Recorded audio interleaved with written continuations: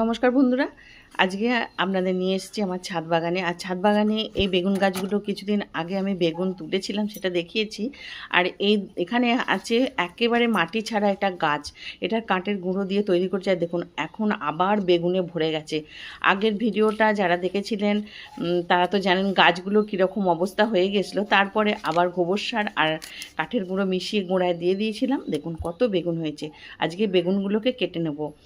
এই বেগুনগুলো যদি কেটে নিই তাহলে কিন্তু আবার বেগুন ধরতে শুরু করবে। হ্যাঁ, তার আগে বেগুনগুলো কাটা হয়ে গেলে এই গোড়াতে কিন্তু একটু খাবার দিতে হবে। ওদের খাবার দিলে আবার কিন্তু নতুন করে ফুল আসবে, আবার ফলন হবে।